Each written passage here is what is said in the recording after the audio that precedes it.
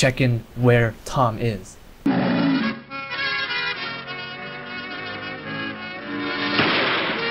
So here's another funny section that it is very naturally timed out. So let's go dive right in and look at the patterns. So we're gonna identify the beats. First is that 3 beats where Spike the dog looks around, which he looks around every 20 frames, and then he takes a pause, which is 30 frames, and then Tom whacks him on the head with that hammer. So let's look at the relationship between the pattern, which is every 20 frames, and the pause, the thing that broke the pattern. So 30 divided by 20, that is 1.5, and I just talked about earlier, pauses can range from 1.5 to 2.5 beats. So right now we have a 1.5 beat, and this pause is less noticeable, it is more natural, and it just works. It just works naturally. I bet the animator didn't even think about, oh yeah, I'm gonna hit it on 1.5 times the amount of time Spike's gonna look around. I bet he just did it just on his natural senses. So so why 1.5 beats? Well, it's because if things are happening on the next beat, on one beat, then our brain will register that as a part of the pattern, which is predictable, and it's not gonna throw us off and have that comedic effect. So when I'm talking about 1.5 beats, it's not gonna be strictly, oh, it's gonna be 1.5 times longer than the previous beats. Well, it can range from 1.2 to 1.8, but the idea is that we want to break out of that pattern and then start a new one from a half beat or 2/8 beat or any of that. So these examples are from animation, which people have timed out deliberately. But does it happen naturally? Well, yeah, it does. So take a look at this.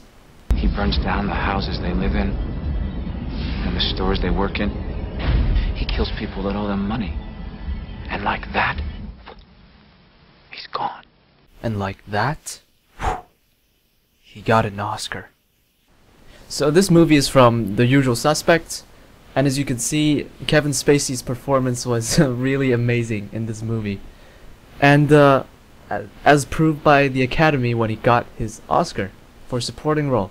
So anyways, in this scene, the timing on that, it's like that, he's gone. That part's timing is so natural and so dramatic that I can't help but dig my nose in it. So there's some really interesting relationships between the gaps and the pauses that he takes, and let's go into it right now. Alright, so I'm gonna identify the beats as I have before. The beats are, and it's like that, he's gone. So there are 4 beats over there. So I'm going to label the sections between each beats as A, B, and C. So here's A, here's B, here's C. And let's examine the relationships between these sections. So section 1, it's like that. That took 9 frames. Section 2 were like that, and then the timing between that and that took 15 frames. And then we got the dramatic pause. That was 36 frames. So let's examine section B and A. So B divided by A, 15 divided by 9, that is 1.6, which is pretty darn close to my 1.5 beat pause that I talked about earlier. And again, this is natural timing. We don't need to hit anything on certain beats. So 1.6, that just demonstrates the idea that we want to break out of that pattern and start a new one on like a half, or in this case 6/10 beat.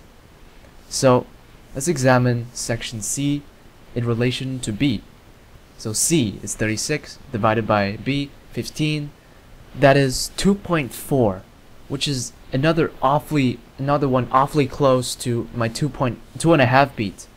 So this is loose. This is not exact, but this is a direct result from a live action performance that was performed live and with no planning, with no deliberation. It flowed out naturally, and it followed my structure of having a pause not extending beyond 3 beats, and that the timing relationship between the gaps are exactly 1.5 to 2.5. Not exactly, but the idea is exact. So I can look at examples and show you guys in examples till the cows come home, because they're literally everywhere in our world. I can go out with a camera and shoot people talking, and we're gonna get some pretty interesting results that fit into what I just said. So I just gave you guys this structure. Now is your turn to explore it on your own, to exploit what I have given you, and use that to your own advantage. I mean, I am in no way giving you guys any formula. This is just an observation. It's like a lab result. My mentor, when I got through school, he taught us an advice on how to get timing right. He taught us to record ourselves doing sound effects. For example, if we wanted animated diver jumping on a board, we would just record ourselves doing this.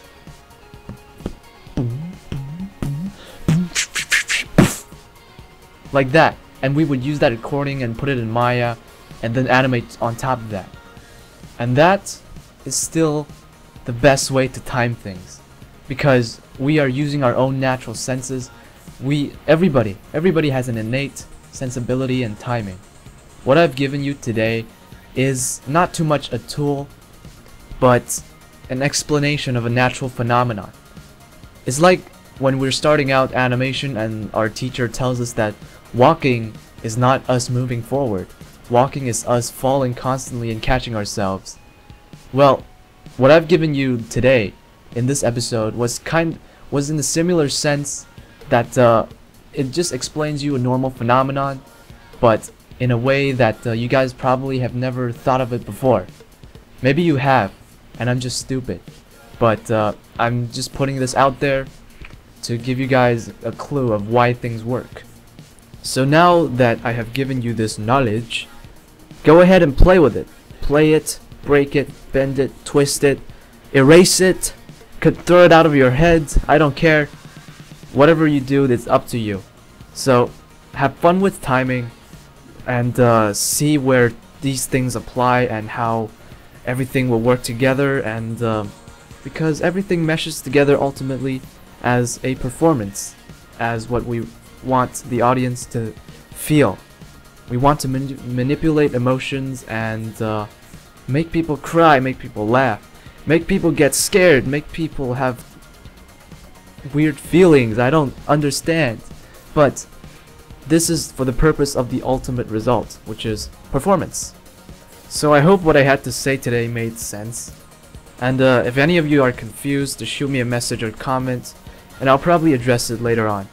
So I hope this was clear enough and cleared your head a little bit about timing. And yeah, thanks for watching. Until next time, goodbye.